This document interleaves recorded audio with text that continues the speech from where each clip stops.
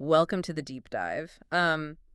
Imagine for a second firing your standard chatbot, right? And replacing it with like a digital executive board that basically manages your business and your money while you sleep. Yeah, it sounds like sci-fi, but it's really not. No, not at all. And that is exactly the journey we are taking you on today. We have a really fascinating stack of sources to sort of shortcut your way into what is being called the machine economy. Right, which is a massive shift. It is. So first, we are looking at some promotional material for a Web3 developer challenge. It's called the Flare Summer Signal Hackathon. Second, we're digging into a pretty dense, highly technical architectural report on the Denarii DFi Orchestrator and this thing called the Agency Multi-Agent Framework. Yeah, that one is a heavy read. Oh, totally. And third, to round it all out, we've got a cutting-edge academic paper on CFEDRAG, which is it's a confidential federated AI system. Which I know sounds like a mouthful, but I mean, it is an eclectic mix of documents. Yeah. But they all point toward the exact same evolution in how we interact with technology. Yeah. Because right now, our legacy digital infrastructure is just severely bottlenecked by human latency. Human latency, I like that phrase. Right, because every single time a system has to wait for a human to, I don't know, read a chart or approve a transaction or move data between departments, time and money just evaporate. Exactly. So we are moving past AI as just a simple conversational tool. We're entering this era where AI operates as a verifiable, fully autonomous executive workforce. The future really belongs to what that hackathon material calls adaptive builders. You know, people who can create systems that securely execute tasks entirely on their own. Okay, let's unpack this because going from, a helpful chatbot to an autonomous executive workforce, that is a massive leap. It really is. And bridging that gap actually starts with kind of a surprising element from that Flare hackathon flyer, because right there, in the middle of all this super cutting-edge Web3 innovation, is a quote from Bruce Lee. Yeah, I love that part. Right. Regarding his martial arts philosophy of Jeet Kune Do, the quote is just, "Be like water." Yeah, and that ability to adapt to the environment, right, to kind of flow around limitations. It's a completely different paradigm for how we build digital systems. Right. Because usually... Historically, software architecture is rigid. We write fixed code for fixed problems. But the real world, especially when you're dealing with decentralized finance or complex enterprise data, it isn't static. It is totally chaotic. Right, which highlights the fundamental flaw in how we currently use artificial intelligence. Yeah. Because when you throw a chaotic problem at a standard off-the-shelf AI model, it's just flounders, right? Yeah. Because it's just too generic. Exactly. And what's really fascinating here is how the Denarii agency report dissects that exact flaw. They identify the core problem with generic large language models as the vast difference between a wish and a brief. A wish and a brief, yeah, explain that distinction, because I think it's crucial. Sure. So when you go to a standard AI prompt box, and you ask it to write code or analyze the market, you are essentially making a wish. It's this unstructured aspirational prompt. You're just relying on the model's massive generalized probability space to hopefully, fingers crossed, guess the specific outcome you want. And because it lacks strict operational constraints, it suffers from what the report calls logic drift. Yes, logic drift. Like it starts strong, but a few paragraphs in, it hallucinates. It completely loses the thread because there are zero boundaries keeping it on the path. Exactly. So the agency framework abandons the wish entirely. Instead, it relies on declarative briefs. Okay. And these are highly structured markdown files that act as a binding professional mandate for the AI. You aren't just asking a general intelligence a question anymore. You're forcing it into a role. Yes, you are loading a file that forces the AI to adopt a highly specific identity. The brief defines a targeted mission, strict domain rules, explicit deliverables, and even quantitative success metrics. Wow. So it basically narrows that massive probability space down to a single hyper-focused channel of execution. And looking at the specific roles they've defined with these briefs, it's incredible. They're essentially spinning up a full digital corporate structure. Yeah, an entire company in code. Right. So the framework recommends deploying what they call a starter squad. It's 7 core agents to handle complex builds without, overwhelming the system. So you've got the rapid prototyper, the back-end architect, the AI engineer, the growth hacker, and the content creator. Yeah, the heavy hitters. Exactly. But the two that really caught my eye were the Whimsy injector. Oh, I love that one. Right. whose entire job is just to optimize micro interactions, like making the user interface feel human. And then on the flip side, you have the reality checker, which enforces objective, evidence-driven validation of basically all the work the other agents do. Yeah, and structuring an autonomous workforce this way is absolutely vital. When you hand an AI a clearly defined identity and strict parameters, you eliminate the cognitive load of it trying to figure out what it is supposed to be. Right, it doesn't have to guess. Exactly. Its output becomes exponentially more reliable because it's only allowed to think within the confines of its brief. So if I'm understanding this, relying on a standard language model is like handing a chaotic intern a wish list. Whereas this framework is like, hiring a seasoned executive and handing them a binding corporate brief. That's a perfect analogy. But wait, looking at these numbers in the report, something doesn't totally add up to me. Oh. Yeah, because the source mentions there is a registry of over 146 specialized personas and actually a global catalog of 232 agents available. Right. So if we have that much specialized intelligence just sitting there ready to go, why on earth would we leave them on the bench? I mean, why limit it to a starter squad of just 7? If I have over 200 experts at my disposal, I kind of want all of them working on my problem simultaneously, Isn't more intelligence better? I mean, logically, yes. It is super tempting to just throw endless compute at a problem. But in practice, deploying hundreds of agents simultaneously, it just creates a complete administrative chaos. Oh, yeah. The report specifically highlights that overloading an orchestrator, which is the administrative leader agent coordinating the whole workflow, it severely degrades the system's focus. Oh, so the boss gets overwhelmed. Exactly. If you register 232 agents at once, the orchestrator burns through all its processing power just trying to route messages, like figuring out who should speak next, rather than actually solving the user's problem. That makes a lot of sense. Yeah, you don't need 200 experts shouting in a room. You need a highly structured coordination framework where only the relevant experts are pulled in exactly when needed. And getting those relevant experts to communicate without crashing the operation brings us to the logistics of a robot workforce. Because, having 7 brilliant agents doesn't mean much if they can't collaborate. No, it doesn't. And this is where the NXUS framework is introduced. NXUS stands for Network of Experts, Unified in Strategy. And they drop this crucial, really memorable statistic in this report. 73% of multi-agent execution failures actually happen at handoff boundaries. No, 73%? That is, that's a staggering number. So the individual AI agents, they aren't failing at their specific jobs. The back-end architect is writing good code. The content creator is writing good copy. But they are dropping the baton during the handoff. Precisely. It's like the AI equivalent of a corporate project dying because a crucial piece of context just got lost in a massive email chain between 2 different departments. That is exactly what happens. Context loss is just the silent killer of automated systems. And NAXUS prevents this by forcing standardized handoff templates. Okay. So an agent cannot simply dump raw data onto the next agent's desk.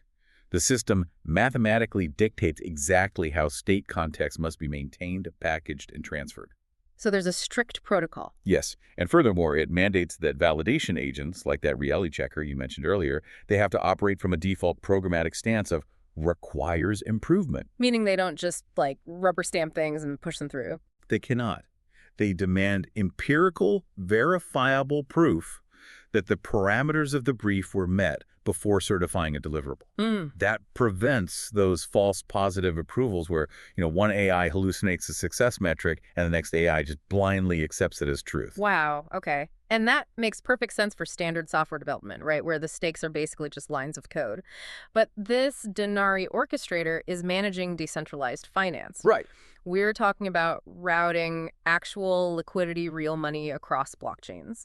And the report notes they have to run these agents inside highly secure hardware environments called trusted execution environments, or TEEs. Yes. And that's to prevent confidential data leaks and external prompt injections. Which raises a really important question about physical resource management.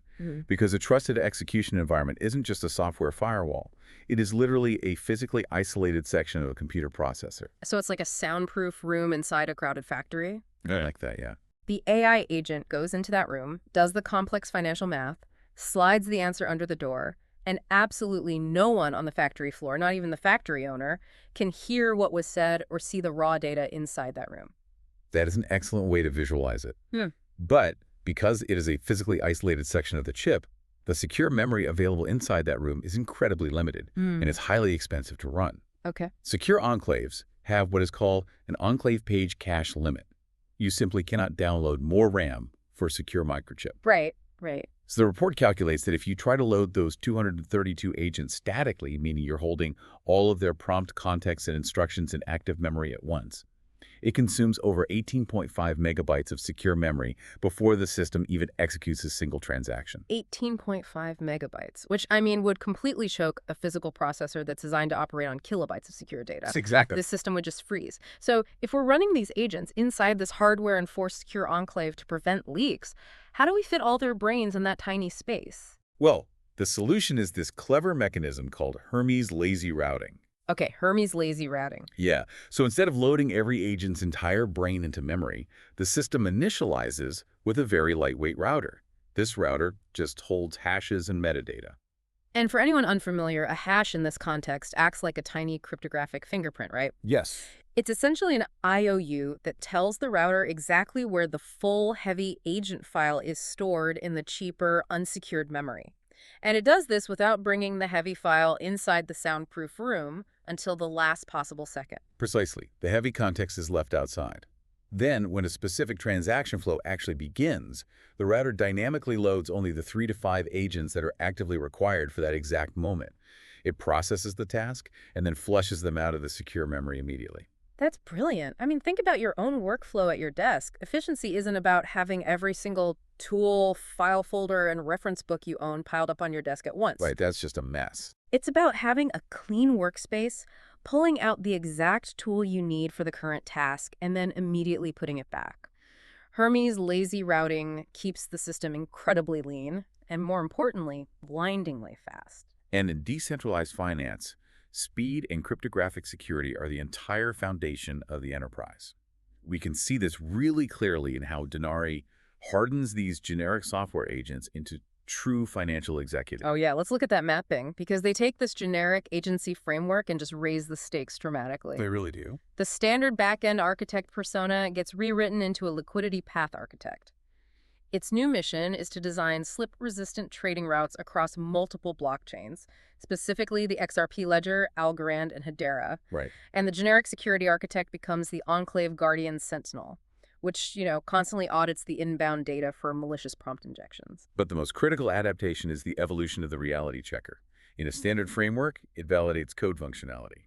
But in the Denarii financial system, it becomes the transaction reality checker. And it uses zero-knowledge state validation. Zero-knowledge validation, meaning it has the ability to mathematically prove that a statement is true without revealing the underlying data that makes it true. Exactly. It's kind of like a bouncer verifying you are over 21 by scanning a cryptographic proof without ever actually seeing your birth date or your home address. That is exactly the mechanism, yes. And before any proposed financial route is allowed to execute on-chain, this agent uses that zero-knowledge math to check 3 strict invariants. Okay, invariants. Yeah, invariant is a computational condition that must remain true no matter what, with absolutely no exceptions. Because blockchains are immutable. I mean, there is no customer service desk to call for a chargeback if the AI makes a mistake. Once the ledger updates, the money is gone. Which is why these pre-execution checks are just paramount. First is the solvency invariant. Right. Total assets must equal liabilities across the multi-chain ecosystem. The agent mathematically proves that no digital assets are being created or destroyed out of thin air during the route. Makes sense. Second is the slippage invariant. It calculates the expected value loss of the trade across different decentralized exchanges and ensures it remains strictly within predefined acceptable bounds. Right, so you don't lose all your money to fees. Exactly. And third is the attestation invariant.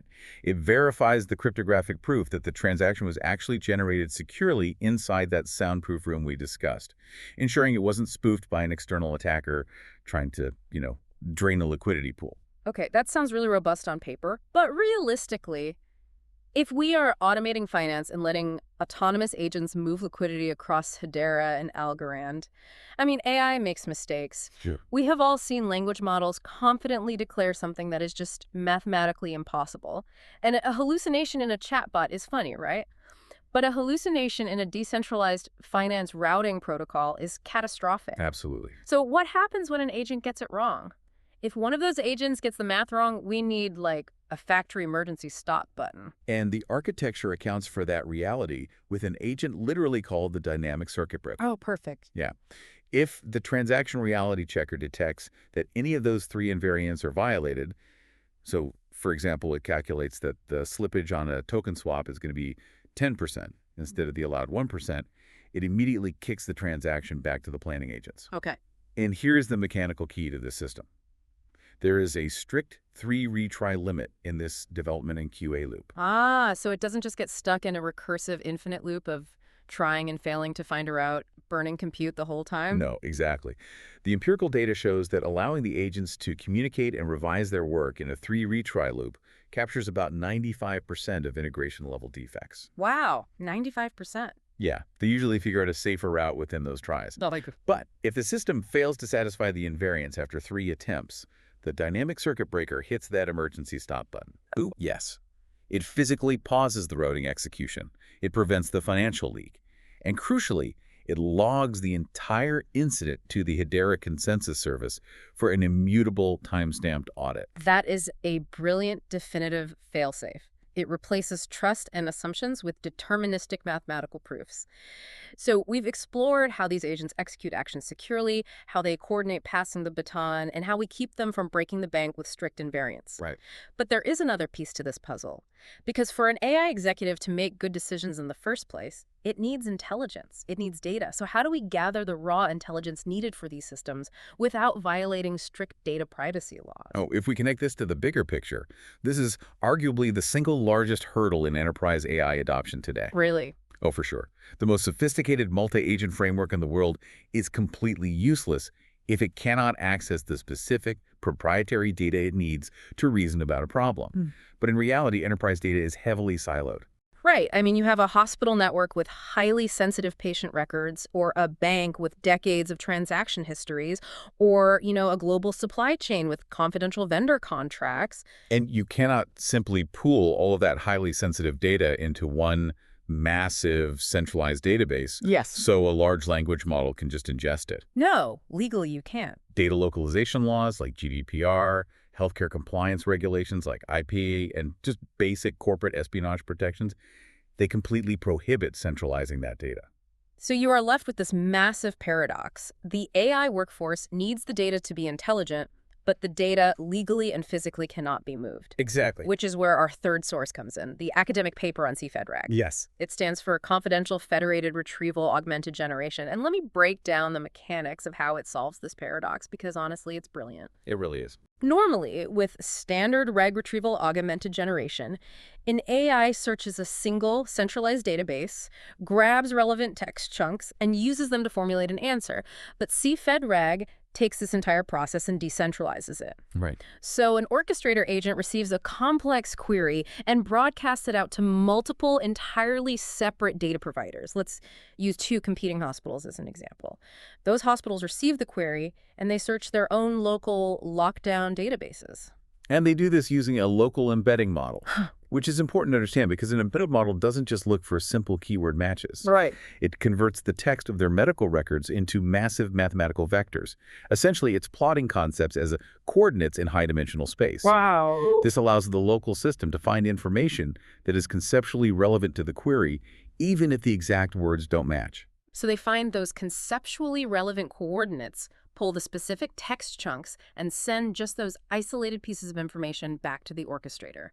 Then the orchestrator aggregates and re-ranks all these pieces of context to give to the main language model so it can generate a final answer. But the crucial mechanism here, the confidential part of CFEDRAG, is where that aggregation and re-ranking actually happens. Yes.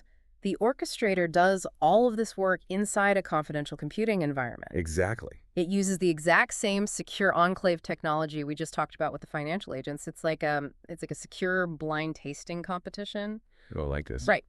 The master chef, which is the main AI model generating the final answer, gets all the best ingredients delivered in locked black boxes. The chef can open the boxes inside a soundproof kitchen, combine the ingredients to make a perfect meal.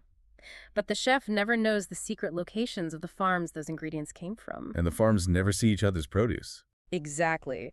The raw, sensitive data is completely shielded from public exposure and shielded even from the orchestrator's own host system. And we have empirical proof from this paper that this decentralized approach works beautifully.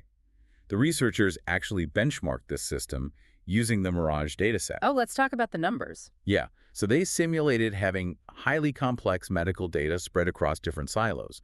They used PubMed, Wikipedia, StatPearls, and various medical textbooks. Okay.